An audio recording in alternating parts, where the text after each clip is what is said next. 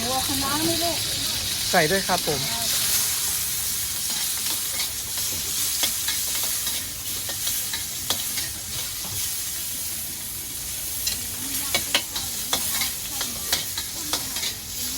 ใช่อ่ะมึงไม่ขายนะขายพ่อไม่ทำเลยไม่ทำเป็นที่เป็น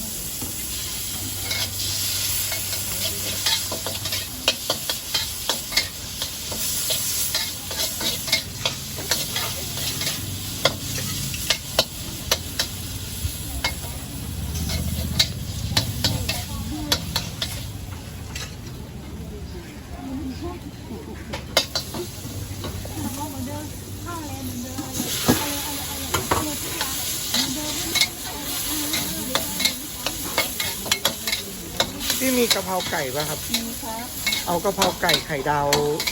จานนึงด้วยกันครับได้ครับ